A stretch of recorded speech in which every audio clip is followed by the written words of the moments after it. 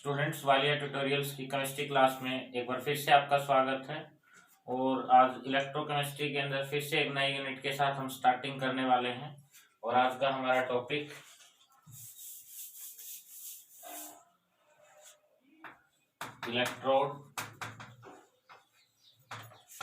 Electrode potential,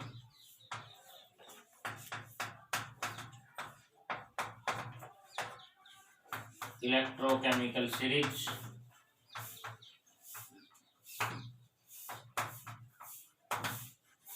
तीन topics पे हम बात करेंगे। फर्स्ट है इलेक्ट्रोड, सेकंड है इलेक्ट्रोड पोटेंशियल एंड थर्ड है इलेक्ट्रोकेमिकल सीरीज। अब प्रश्न ये है कि इलेक्ट्रोड क्या है। तो जैसा कि हमने प्रीवियस लेक्चर में पढ़ा था कि इस यूनिट में मोस्टली सेल्स के बारे में हम डिस्कस करेंगे। और वो सेल्स हमारे इलेक्ट्रोलिटिक सेल है, इलेक्ट्रोकेमिकल सेल है। तो उसी ये सेल क्या होता है, तो cell electrode first plus electrode second, दो इलेक्ट्रोड से मिलकर बना होता है। इलेक्ट्रोड फर्स्ट, इलेक्ट्रोड सेकंड, या इसको हम कह सकते हैं half cell first plus half cell second. Student समझ में आया?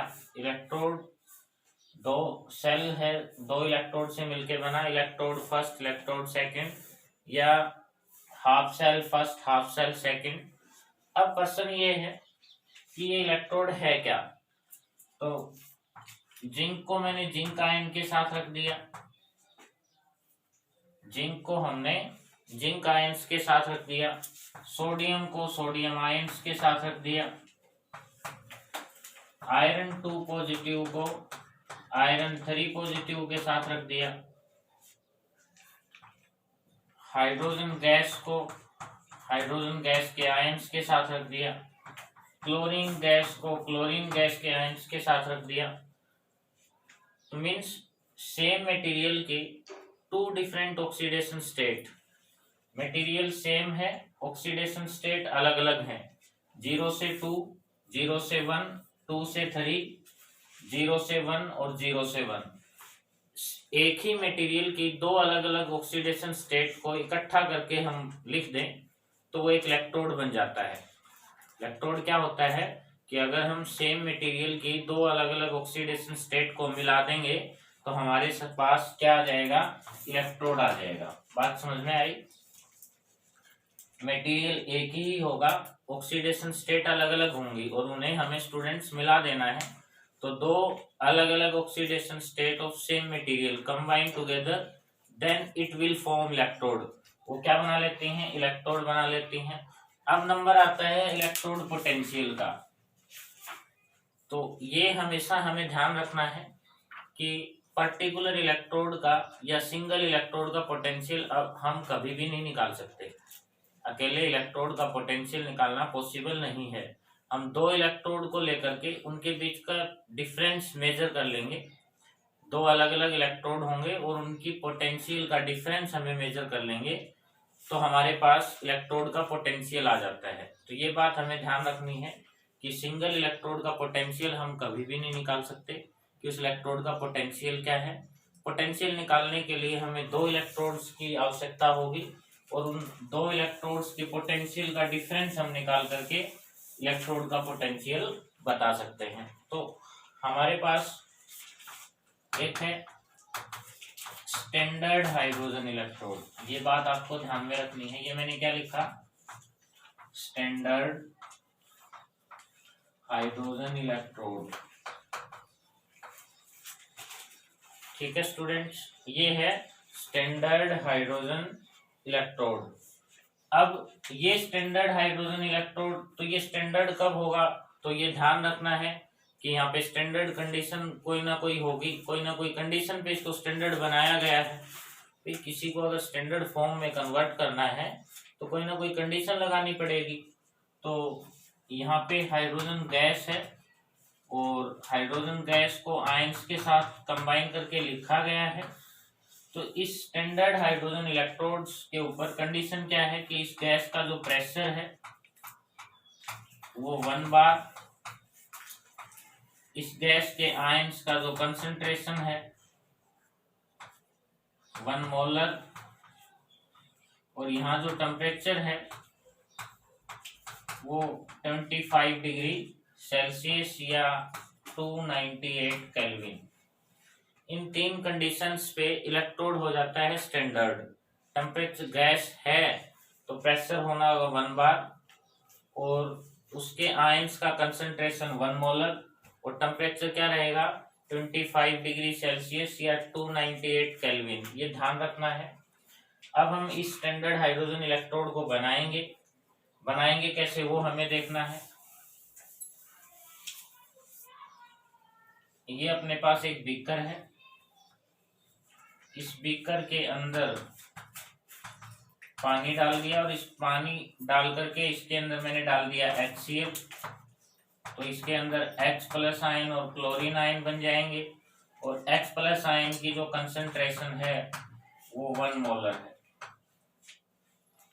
ठीक है स्टूडेंट्स, यहाँ पे हमने ग्लास रोड लगाई,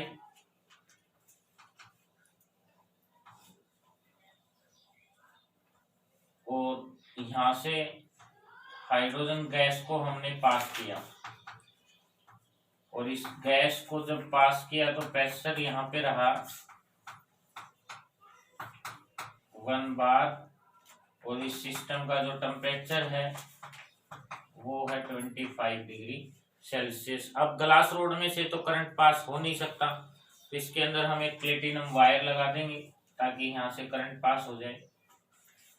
ठीक है, अब यहाँ पे हमने वायर लगा दिया, इसके अंदर हाइड्रोजन आयंस का कंसंट्रेशन 1 मोलर है, क्योंकि मैंने बताया था कि हमें हाइड्रोजन आयंस का कंसंट्रेशन चाहिए, कंडीशंस हैं।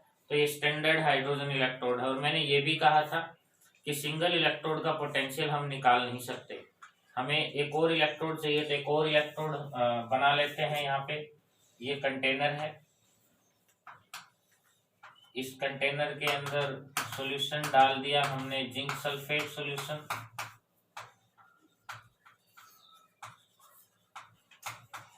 और यहाँ पे हमने लगा दी जिंक रोड। ये है जिंक रोड, और इन दोनों रोड्स को वायर की हेल्प से ज्वाइन किया, बीच में लगा दिया गैल्वेनोमीटर। बात समझ में आई? यहाँ पे क्या लगा दिया, गैल्वेनोमीटर।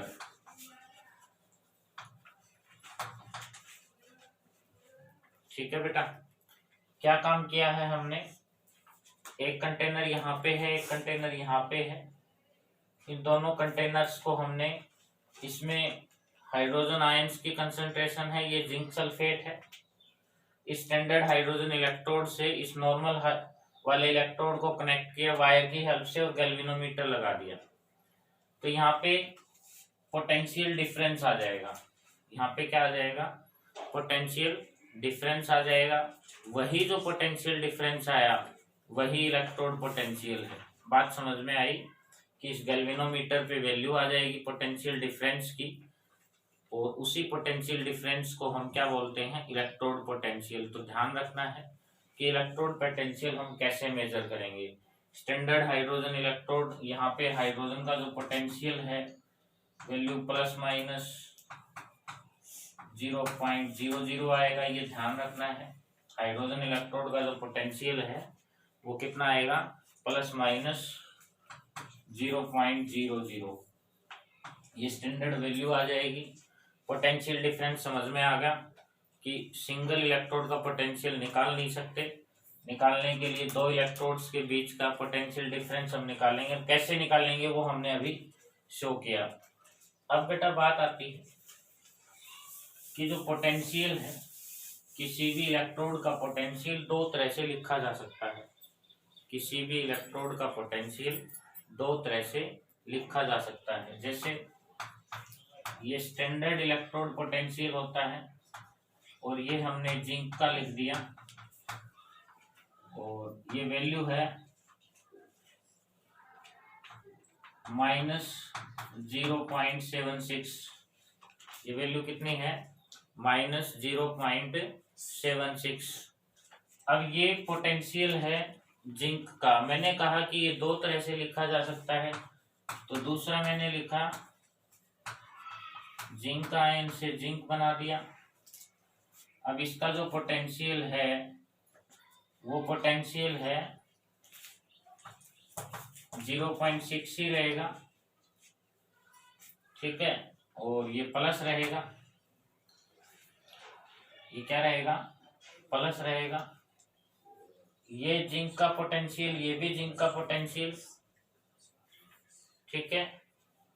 अब इन दोनों पोटेंशियल्स में, सॉरी उल्टा लिख दिया, ये प्लस ये माइनस,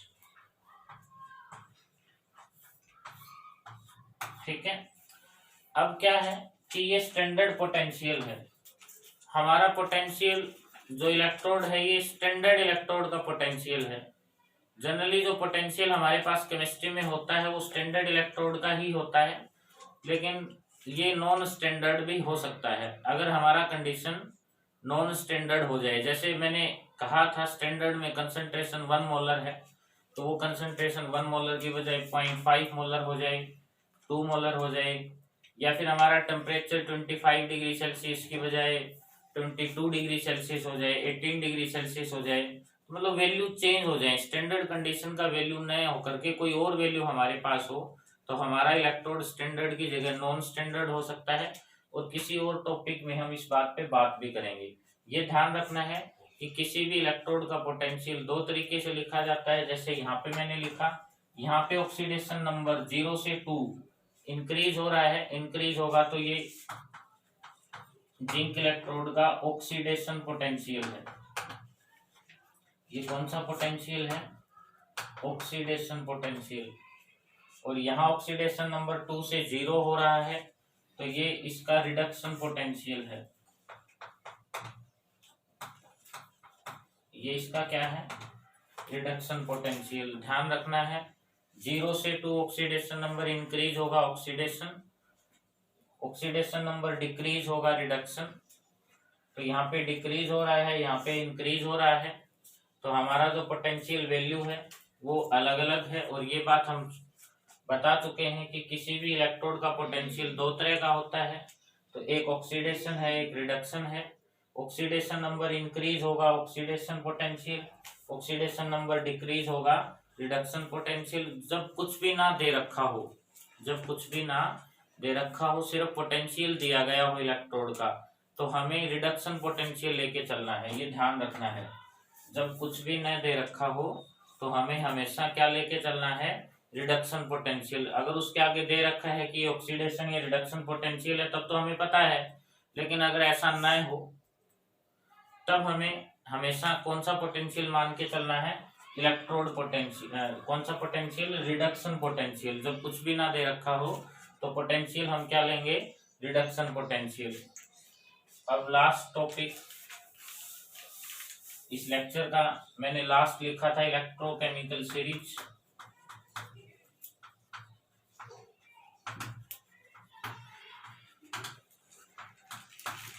हम कुछ कॉमन इलेक्ट्रोड्स की बात करेंगे। हमने इलेक्ट्रोड पढ़ा, इलेक्ट्रोड पोटेंशियल पढ़ा कि इनकी पोटेंशियल क्या होती है, तो हम कुछ कॉमन इलेक्ट्रोड के पोटेंशियल की बात करेंगे। तो कुछ कॉमन इलेक्ट्रोड पोटेंशियल,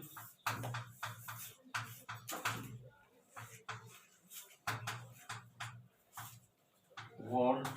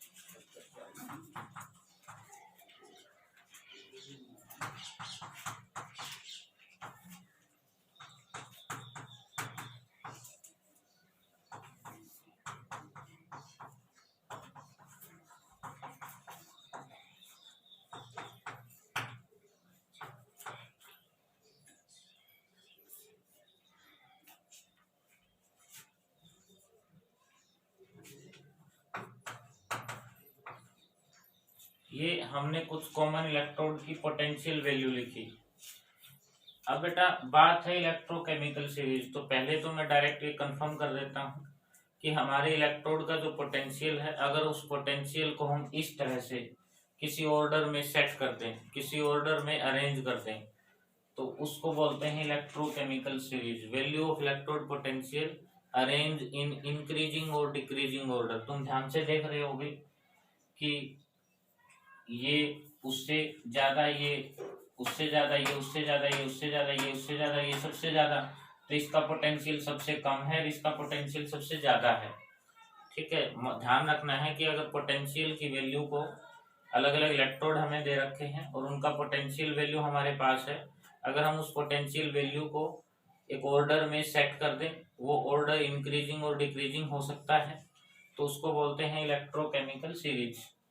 अब स्टूडेंट्स इलेक्ट्रोड बहुत सारे हैं केमिस्ट्री के अंदर, तो सभी इलेक्ट्रोड्स को हमें याद नहीं रखना है। हमें कुछ स्टैंडर्ड इलेक्ट्रोड याद रखने हैं, उनकी वैल्यू हमें याद नहीं करनी है। वैल्यू पे हमें ध्यान नहीं रखना है क्योंकि वैल्यू हमें क्वेश्चन में दी हुई होती है। हमें सिर्फ इसके ऑर्डर पे ध्यान रखना है, ऑर्डर हमें ध्यान रखना पड़ेगा। ऑर्डर के ऊपर खास आपको नजर रखनी है। सिर्फ किसको ध्यान रखना है? ऑर्डर को ध्यान रखना है। ठीक है, वैल्यू को लर्न नहीं करना है स्टूडेंट, सिर्फ ऑर्डर को ध्यान रखना है। ऑर्डर हमारे काम आएगा और अगर इसको हमें सेट कर दें एक ऑर्डर में, तो उसको बोलते हैं इलेक्ट्रोकेमिकल सीरीज। तो ये कुछ कॉमन पोटेंशियल थे, ये होते क्या है मैंने बताया। इनको याद नहीं रखना है, इनकी वैल्यू क्वेश्चन में हमें दी हुई मिलेंगी, बट ऑर्डर हमें ध्यान रखना है, किसका ऑर्डर क्या है। ठीक है, इसको हम किसी और लेक्चर में काम भी लेने वाले हैं, इस ऑर्डर का काम हमारे पास आएगा। तो आज के टॉपिक में बस इतना ही, फिर मिलते हैं अगली क्लास में। ध्यान से सुनने के लिए आप सब लोगों का धन्यवाद।